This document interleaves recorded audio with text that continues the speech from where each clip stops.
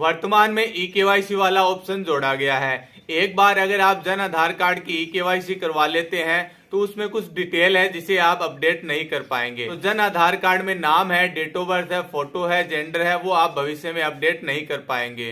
अब मान लीजिए एक ऐसा जन आधार कार्ड है, उसमें जो पढ़ाई करने वाले बच्चे हैं उनके जो डॉक्यूमेंट है उनमें अलग नाम आ रहा है, पिताजी के जो डॉक्यूमेंट है उनमें अलग नाम आ रहा है। यानी पिताजी का जो नाम है, नाम तो सही है लेकिन किसी डॉक्यूमेंट में कुमार नहीं लगा हुआ है, किसी में सरनेम नहीं आ रहा है। तो ऐसी कंडीशन में ई-केवाईसी करनी है या नहीं, ऐसी कंडीशन में डॉक्यूमेंट कैसे सही रखने हैं, उसकी जानकारी हम आज के वीडियो में जानने वाले हैं। एक उदाहरण लेते हैं हम।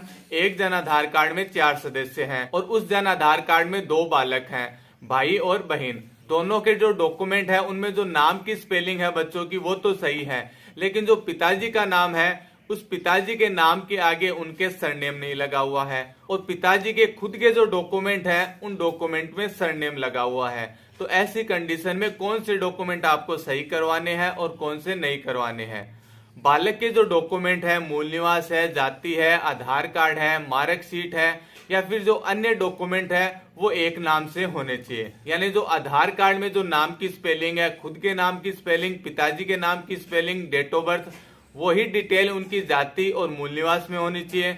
वही डिटेल उनकी मार्कशीट या और अन्य कोई सर्टिफिकेट है उनमें वही डिटेल होनी चाहिए। और दूसरा जो बालक है उनके डॉक्यूमेंट भी सेम होने चाहिए। यानी जितने भी डॉक्यूमेंट बने हुए हैं सभी डॉक्यूमेंट में एक ही नाम होना चाहिए, स्पेलिंग एक होनी चाहिए, पिताजी का नाम भी सेम होना चाहिए। ऐसा नहीं हो कि मार्कशीट में तो सरनेम आ रहा है और आधार कार्ड में सरनेम नहीं आ रहा है, इसी प्रकार और अन्य कोई स्पेलिंग है वो अलग आ रही है। तो ऐसी कंडीशन में भविष्य में उस बालक की परेशानी हो सकती है। बच्चे की जो मार्कशीट है या जन्म प्रमाण पत्र है या सही जो डॉक्यूमेंट है उसके अनुसार सारे डॉक्यूमेंट आपको अपडेट करवाने हैं। एक ही स्पेलिंग के सारे डॉक्यूमेंट होने चाहिए, चाहे आधार कार्ड हो, जन्म प्रमाण पत्र हो, चाहे मार्कशीट हो।